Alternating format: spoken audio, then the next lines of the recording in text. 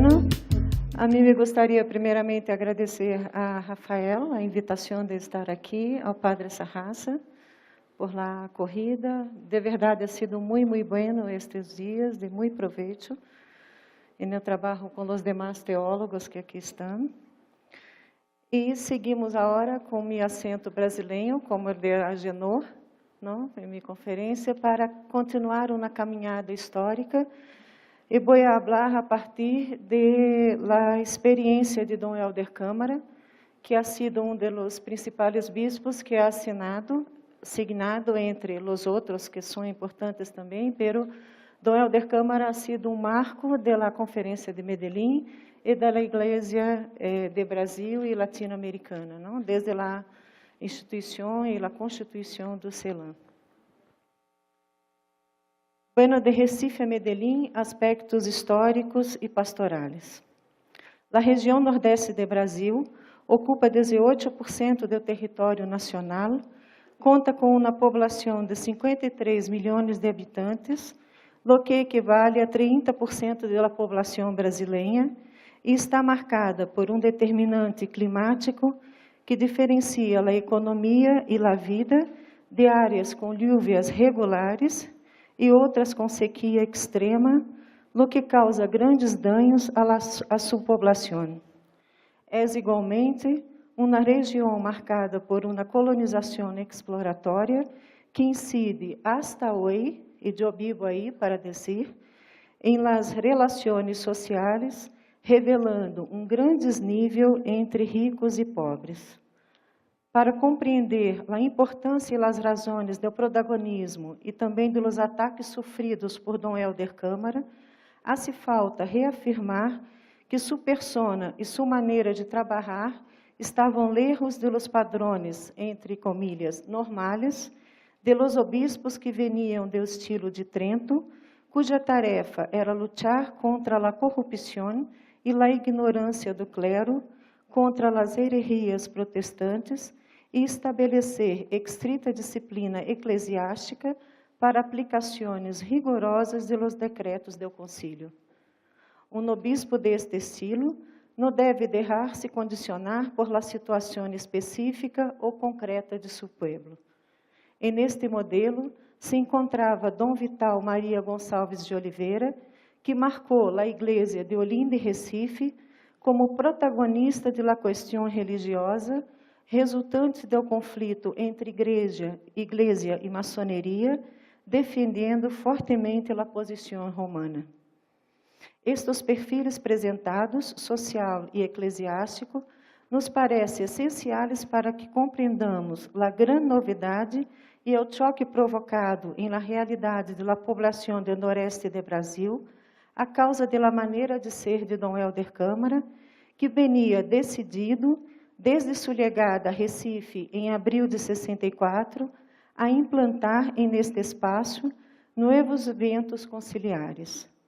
De hecho, ele encontrou em Recife dos 60 uma cultura e uma estrutura social influenciadas por las oligarquias del açúcar, estas últimas representadas por los coroneles de ingênios, que particularmente nesta época se aliam à mentalidade dos militares que haviam legado ao poder por el golpe de Estado de 64 e que haviam transformado Pernambuco em um pré-consulado militar depois da destituição do governador Miguel Arras, considerado um dos grandes comunistas do Brasil.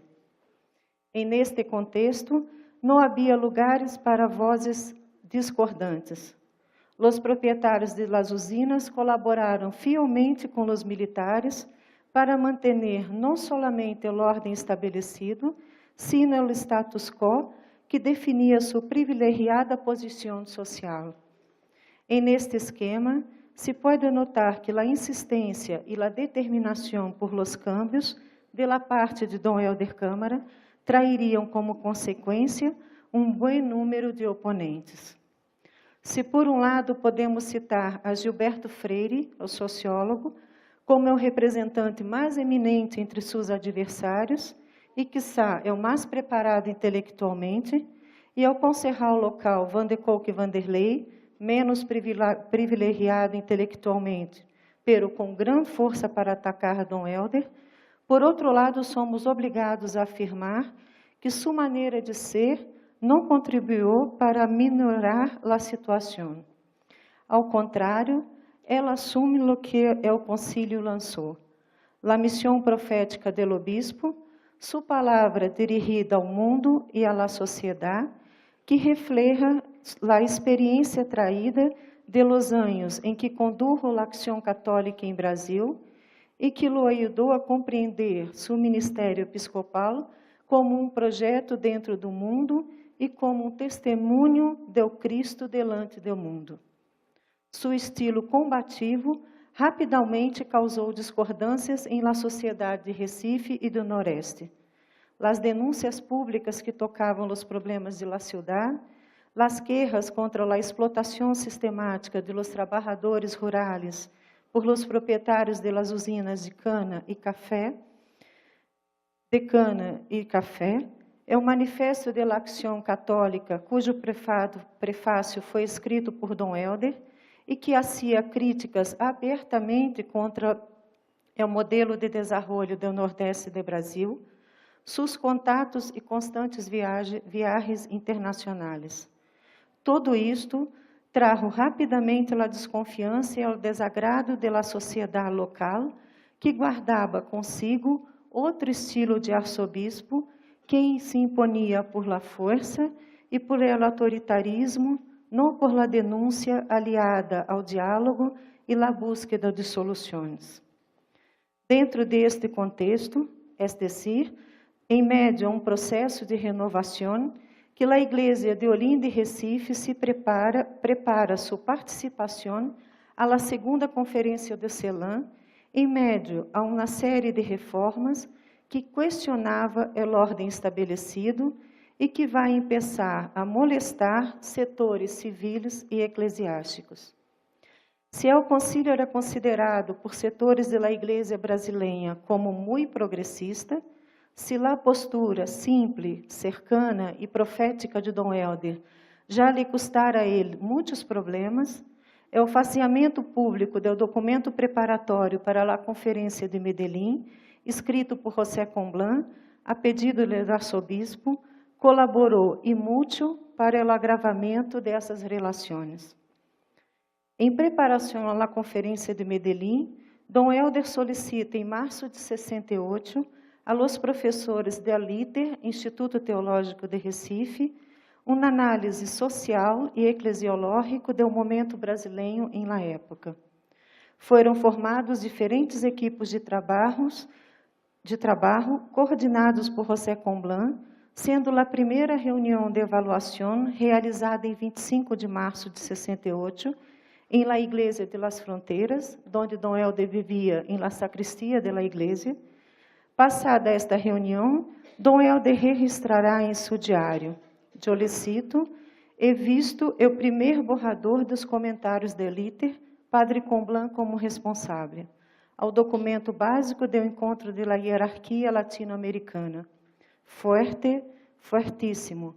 E como está cargado de verdades terríveis sobre a América Latina. É o documento que era de uso privado do arcebispo, estava constituído por 17 páginas datilografiadas e tinha por títulos notas sobre o documento de base para a segunda Conferência General do Episcopado Latino-Americano. Seu contenido estava destinado à la discussão entre os especialistas, contudo, muito mais consistente e incisivo que é o documento preparatório enviado a las dióceses. O evento conhecido como Caso Comblan se inicia quando, em 11 de junho de 68, às vísperas da Conferência de Medellín, o periódico Diário de Pernambuco, que historicamente se oponia ao arcebispo, impulsado por el discurso de Vanderlei e no Conselho Municipal, publica partes deste documento. Em seu discurso, afirmaria era um documento capaz de conduzir a vários padres à la cárcel, incluso ao arcebispo. Este foi considerado uma verdadeira bomba revolucionária firmada por José Comblan. Na edição seguinte, o mesmo periódico publica o documento em la íntegra, com o título em primeira página, Transferência de Dom Helder e Expulsão de Comblan. Estes dois hechos foram suficientes para lançar o caso Comblan em meio a uma agitação estudantil em las vísperas de la Assembleia de la CNBB, la Conferência Episcopal de Brasil, e de la Conferência de Medellín. Se trata de uma sequência de episódios que durará 3 meses em la coluna de la prensa nacional e que culminará em el impedimento de Comblan de entrar em Brasil em 1972. Como era de uso privado, Comblan, bien ao seu estilo, não arrojou nada en el exercício de seu pensamento e de sua pluma.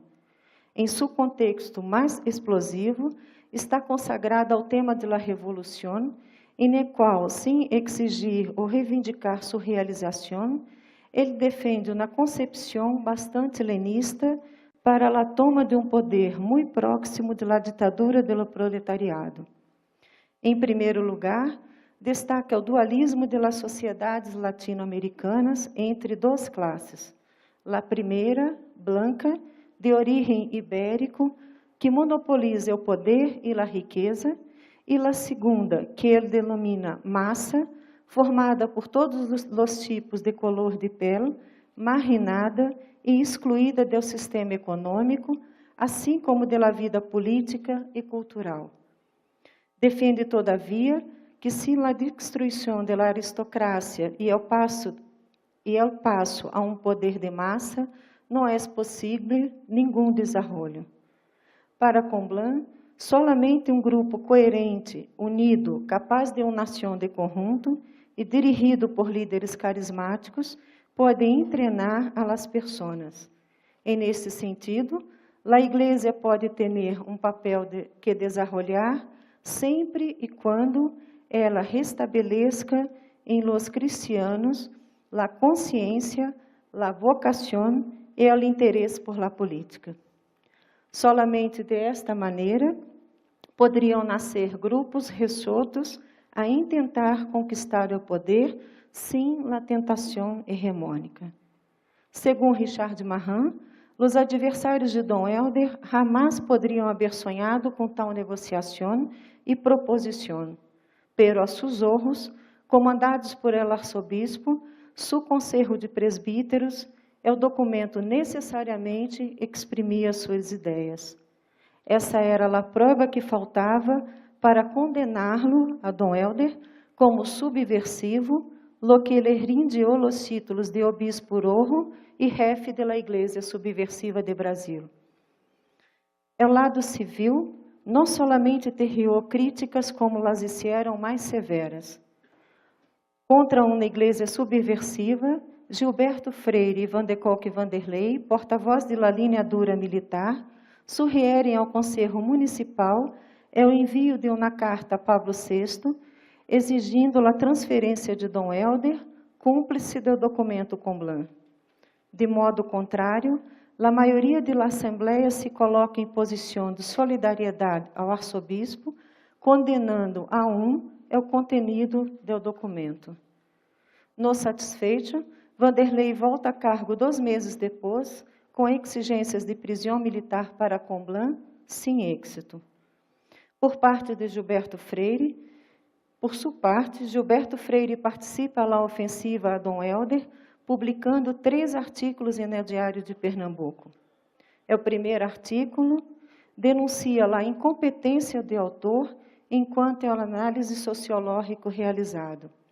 O segundo afirma, sem citar a Comblan, que estes são malos teólogos, que são unicamente resíduos de teólogos, que têm a pretensão dentro de suas tristes ruínas de posar de sociólogos, auxiliares do comunismo internacional.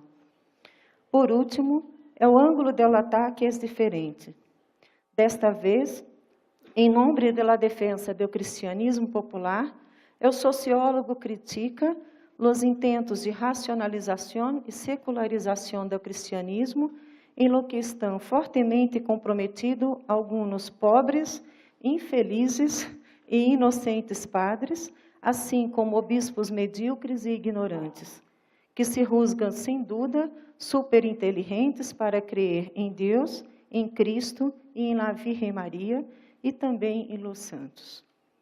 Em nível eclesial e nacional, é o caso Comblan se distingue de todos aqueles que lo precederam, pois se volvió uma ocasião de desvelamento e enfrentamento entre duas visões da Igreja e um conflito de poder entre elas. Há uma grande mobilização de los setores católicos conservadores e tradicionalistas contra Dom Helder e sua Igreja progressista. A questão principal era sobre de que lado a Igreja do Brasil estava, ao lado de los dominadores ou ao lado de los dominados.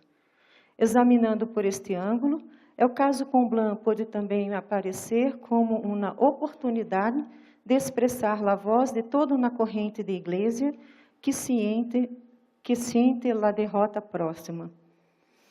De outro lado, ocorrido pouco antes da Assembleia General da CNBB, é o caso expulso a Dom Helder e lo colocou em dificuldades frente ao episcopado. De hecho, o documento Comblan, desde que legou aos periódicos da época, em Recife e em Rio de Janeiro, dividiu opiniões do episcopado. Contrários ao arcebispo se manifestaram principalmente Dom Geraldo Singaldi, de Minas Gerais, Dom Castro Maier, de Rio de Janeiro, em carta encaminhada a Agnello Rossi, presidente da CNBB, afirmando,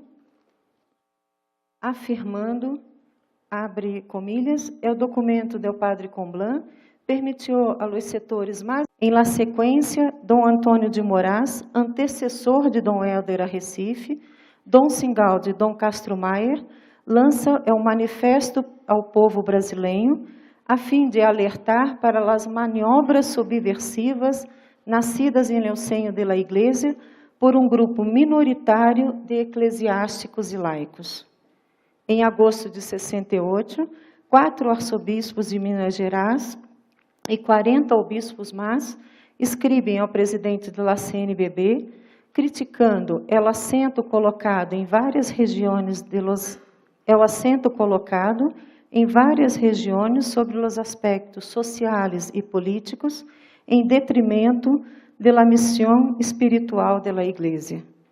Como se isso não bastasse, o mesmo mês de agosto, durante a conferência dada aos oficiais do Exército em la Vila Militar de Rio de Janeiro, Dom Singaldi denuncia a infiltração comunista em la Igreja de Recife. O mês seguinte, recebido por el presidente militar Costa e Silva, o mesmo Dom Singaldi assegura a ele o apoio da maioria de los obispos brasileiros e do clero à la política ditatorial. O mesmo Singaldi ensaia um enfrentamento direto com Dom Helder Câmara ao aceitar uma invitação hecha por la Associação de los Produtores de Cana, lo que causou gran reação em la Igreja de Recife. En el boletim de la Iglesia se registra las posiciones do arcebispo de Diamantina, que critica de maneira mordaz nosso arcebispo, são conhecidas de todos. De hecho, nós outros esperamos que ele não venga aqui. Uma afrenta solamente poderá provocar uma protesta. É conveniente recordar que Dom Helder não vá a nenhuma diócese sem o consentimento prévio do obispo local, exemplo a ser seguido. Contudo, é necessário destacar a estreita relação entre esta ala do episcopado de Brasil e a sociedade laical ultraconservadora, tradição, família e propriedade. Nascida em 1960, para ser frente à abertura social da Igreja, essa sociedade de extrema-direita lança entre os meses de julho e setembro uma campanha nacional contra a infiltração comunista em el seio do clero, tendo por pretexto o documento Comblan. E nesta campanha, a TFP recorre 1.600 firmas em todo o país, entre elas, la de la esposa do presidente da República, de los ministros del Estado e decenas de políticos oficiais de las Forças Armadas, 19 arcebispos e obispos. La relação com a TFP está referida por Dom Helder. Agora mesmo, liguei a preparar 3 hojas com simples troços da reforma agrária, questão de consciência e, humanamente, era a maneira de neutralizar os ataques venidos da área da TFP. Dom Helder recorre também ao apoio habitual de solidariedade. Dezenas de obispos, membros de partidos da oposição, da época, a MDB, inúmeros conselhos municipais, 110 parlamentares de Brasília, incluindo 30 do Partido de la Situação, entre outros. Especificamente, os actos de solidariedade a Comblan são evidentemente mais escassos. Dom José Maria Pires, o arcebispo de la vencina cidade de João Pessoa, sale em sua defesa, sobraiando a intenção de seguir apoiando e estimular as investigações teológicas do ilustre Padre Comblan.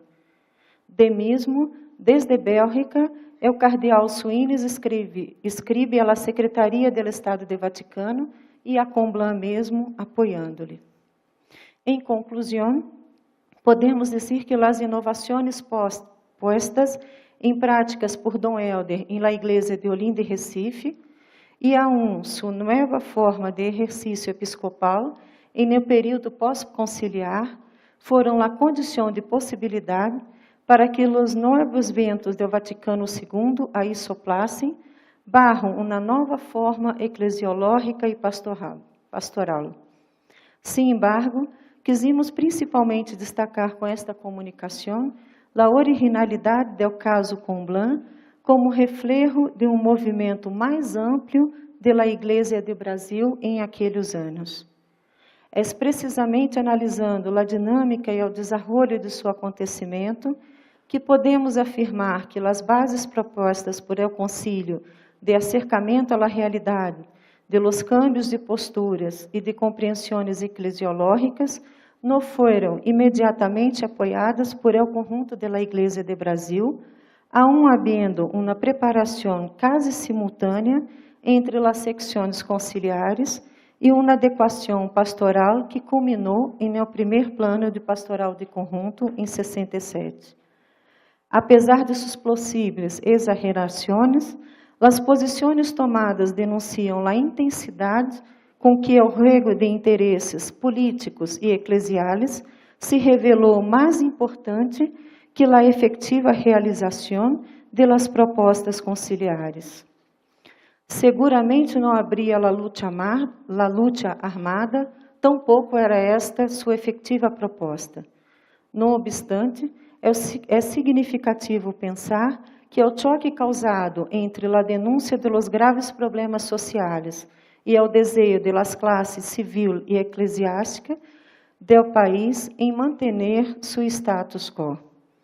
Se, por um lado, os periódicos brasileiros de la época publicaram artículos com o título Quem vencerá Medellín, contraponendo conservadores, progressistas e revolucionários, por outro lado, Dom Helder Câmara, ao regressar de la conferência, declarou que as ideias reformistas foram fortalecidas em Medellín à medida em que os obispos latino-americanos estavam decididos a estimular ao máximo as reformas econômicas, políticas, culturais e sociais do continente, de acordo com a nova orientação adoptada por los documentos da Igreja que tratam de los problemas sociais. E por lo que parece, apesar de los atropellos e exagerações, visto que estamos todos acá, venceu Medellín. Muitíssimas graças.